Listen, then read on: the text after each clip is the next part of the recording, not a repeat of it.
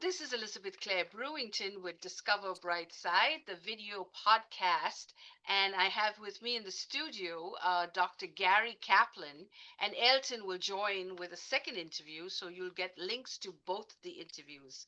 Today, we are honored to welcome Dr. Gary Kaplan, Doctor of Osteopathic Medicine, founder of the Kaplan Center for Integrative Medicine, and clinical associate professor at Georgetown University School of Medicine.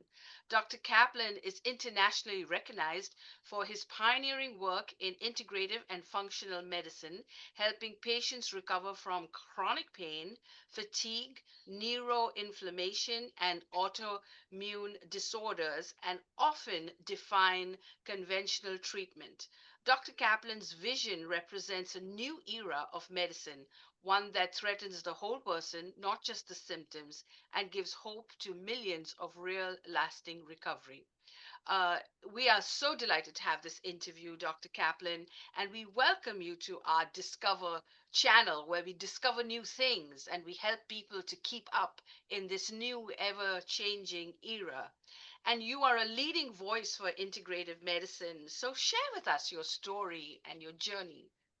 Well, I'm absolutely delighted to be here. Thank you for the work you guys are doing, and the more people we can educate, and the more people we can reach and give them a new hope and perspective about what's going on with their health, we're in favor.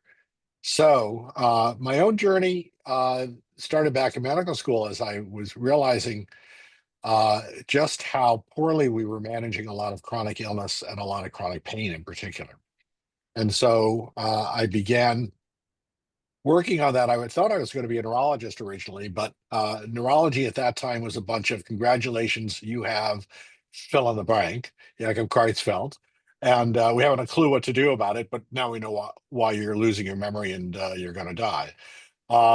So I decided not to do that, and I got involved instead with Norm Shealy and the American Holistic Medical Association.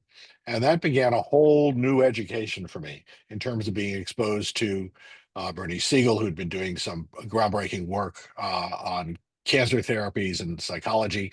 Norm Shealy himself, who became my mentor, uh, ran the first behavioral program in management of chronic pain issues. He's also the guy who invented the dorsal column stimulator and the TENS unit, brilliant neurosurgeon. So that kind of started me down this path. And then in 2000, approximately, one of my academies. So I'm board in both pain medicine and family medicine. And one of my academies decided it would be a spiffy idea to start using opioids for chronic benign pain syndromes.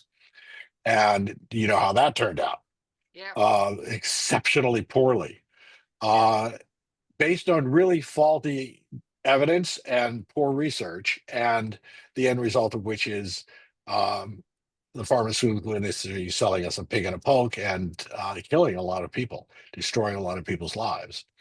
But I started, I was looking at that and I was bouncing back and forth between my patients looking at they were getting depressed or they were having chronic pain and back and forth and back and forth. And I said, something's wrong here. I don't understand. I don't understand. So I got together a group of colleagues, Dr. Jose Apud from NIMH and some colleagues at Georgetown, and we started meeting monthly and saying, okay, what is chronic pain? What Yeah. is the problem here? And what came out of that was an understanding that chronic pain was ultimately a neuroinflammatory disease. And then what further came out of that was this understanding that some of the psychiatrists were talking about this thing called central sensitization in the brain. And the pain guys were talking about central sensitization in the spinal cord, not connecting the two. And it turns out they're very much connected. And then it was okay, so what is inflammation? Because inflammation is a great big thing in the body. There's lots of things that cause inflammation in the body. So inflammation gets caused by, in the large scheme of things, the innate and the adaptive immune system. So the innate immune system, which is what I wrote my first book on, looking at microglia in the central nervous system. Glial cells are the macrophages, the white cells, essentially, in the brain. They are life is easier. They're kind of the only real significant uh, inflammatory mediator of the cell. What they do, and you need inflammation. Inflammation is what keeps us alive. You need inflammation because what happens is damage occurs. These cells go into the area and they blow up all the damaged cells. Then their job is to turn off, go away. So think of it, you're going to renovate your house. Okay. The first thing you got to do is you got to do some demolition. So you do some demolition. You've had water damage to the house. You got to bring somebody in who cleans up all the wallboard and tears up the carpet and gets all that. That's the microglia. That's their job.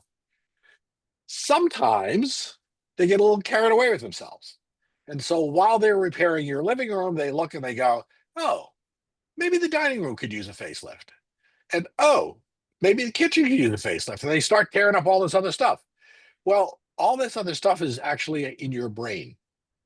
So now what we see is this inflammatory process, this destructive process, which started off as life-saving, which has now become extremely damaging. So now you have this massive inflammatory process going on in the brain, in part mediated by microglia, and my book Total Recovery was devoted to all the research and looking at that.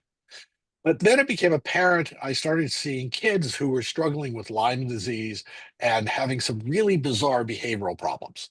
Uh, they would have uh, they would have these fits where they break down. They had pseudo seizures. They would suddenly become these sweet, charming kids to tearing up the house. And I had one kid did tens of thousands of damage to the house, and otherwise was a completely sweet, charming kid.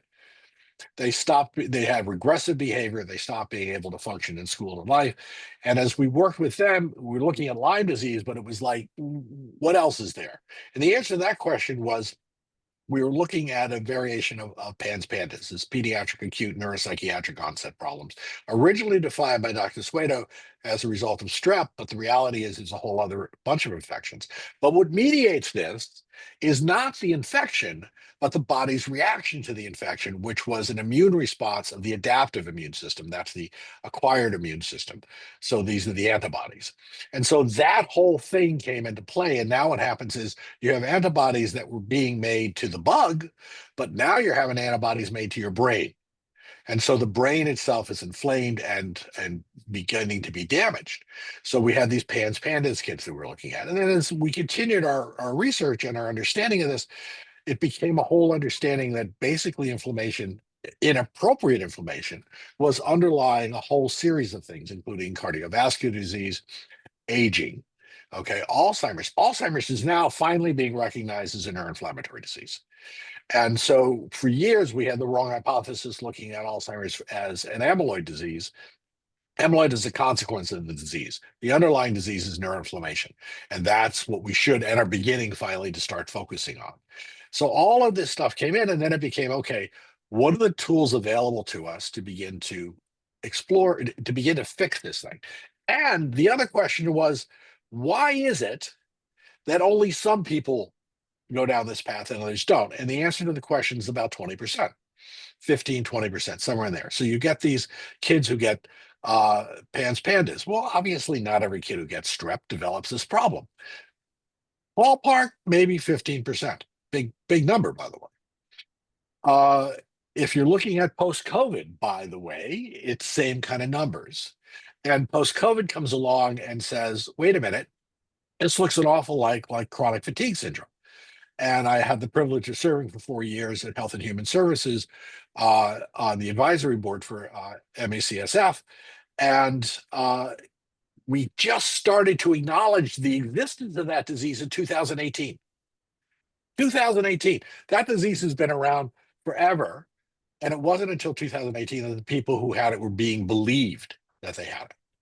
So we had this whole confluence of diseases of MACSF. We had fibromyalgia, these generalized pain syndromes. We had these kids with PANS pandas who, to this day, there's still a whole section of the community, the pediatric community in particular, who does not believe this exists. I just had a kid who was hospitalized.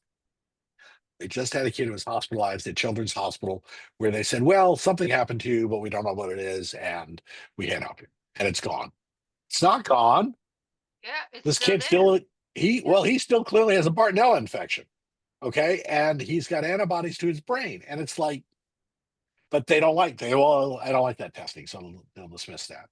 So the whole thing starts looking at inflammation. And inflammation is also the basis of what's going on with longevity.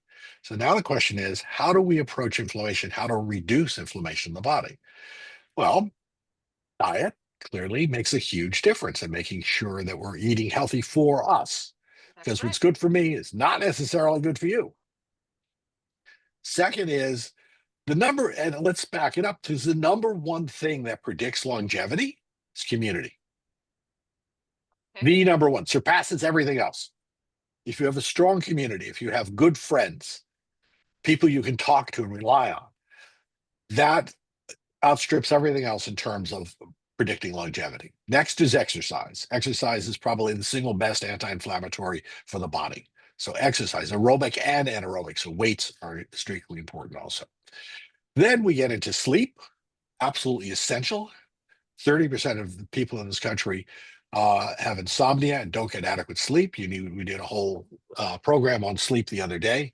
Um, but you need, if you're an adult, you need 7 to 8 hours of sleep a night. If you're a teenager, you need 9.5. And you'll show me the exact number of teenagers who are getting 9.5 hours of sleep a night.